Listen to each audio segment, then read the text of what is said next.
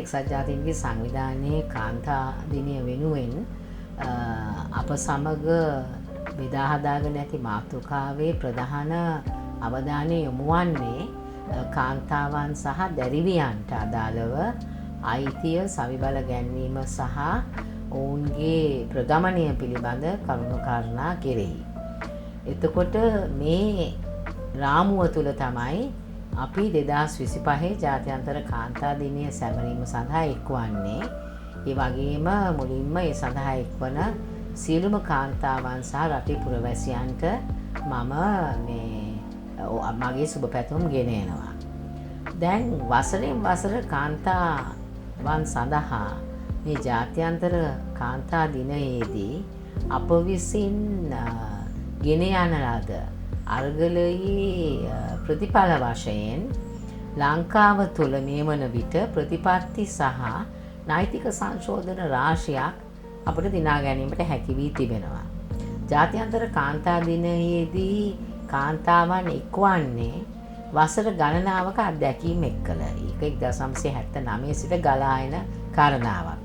විශේෂයෙන්ම අපි ගත්තොත් ගෘහස්ත ප්‍රචණ්ඩත්ව පනත, ඒ වගේම දඬු නීති සංග්‍රහයේ ඇති කර ගන්නා ලද සංශෝධන, කාන්තාවන්ගේ සුබ සාධනය සඳහා යම් ආර්ථික අවශ්‍යතාවයන් පෙන්눔 කරමින් කාන්තා අමාත්‍යාංශය තුල සහ විවිධ අමාත්‍යාංශ හරහා ආයවැය තුල මුදල් වෙන් කර ගැනීම වැනි කාරණාවල සිට කාන්තාවන්ගේ දේශපාලන නියෝජනය සඳහා 2018 නෛතික ප්‍රතිපාදනයක් පවා ගෙන ඒමට අපට හැකි වුණේ මේ කාන්තාවන් බලමුළු ගන්වමින් කාන්තා සංවිධාන සහ දේශපාලන පක්ෂ විසින් ගනු ලැබූ පියවර නිසායි. දැන් මේ 2025 කාන්තා දිනය සමරන මොහොතේ එක පැත්තකින් මම සතුටුයි. අප එය සමරන්නේ රටේ ප්‍රධාන නීතියක් සහ ප්‍රතිපත්තියක් මේ අත් දෙකෙන් අරගෙන.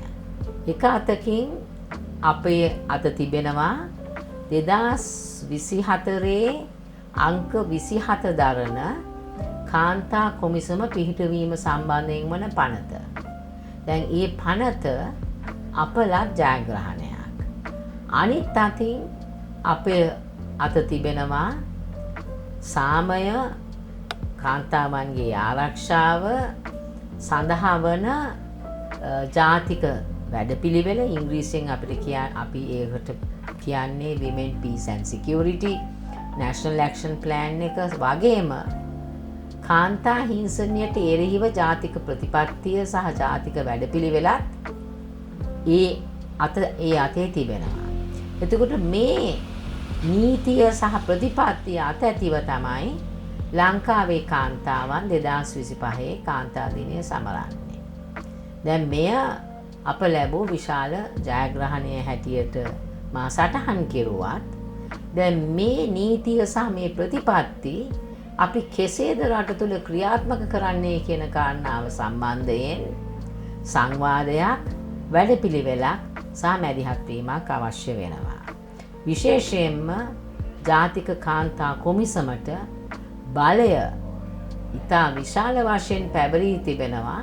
කාන්තාවන්ට සිදුවන අසාධාරණයන්, අකටයුතුකම් පිළිබඳව නෛතික පියවර ගැනීමත් ඔම්බුඩ්ස්මන් වරයෙක් හරහා අවශ්‍ය වන්නා වූ මැදිහත් වීම කිරීමටත් විවිධ ආකාරයෙන් රටට එහෙම නැත්නම් ප්‍රතිපත්ති සම්පාදකයන්ට දැනුවත් කිරීම කරලා ඒ විවිධ කාන්තාවන්, විවිධ ක්ෂේත්‍රවල කාන්තාවන් මෙන්ම පුද්ගලයන් වශයෙන්ුත් කාන්තාවන් මුහුණ දෙන්නා වූ අසාධාරණයන්ට එරෙහිව යෝජනා, විසඳුම් සහ අවශ්‍ය නෛතික පියවර ගැනීම. ඉතින් මම හිතන්නේ ඒ නිසාම අපි ප්‍රබලයි.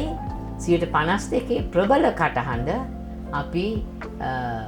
අපිට අර්ථාන්විත වන ලෙසත් අපේ කාන්තාවන්ගේ සමානාත්මතාවය, අපේ අයිතිවාසිකම් ලබා ගැනීම සඳහා යොදා ගැනීමටත් අපි මේ මොහොතේ අදිෂ්ඨාන කරගත යුතුයි.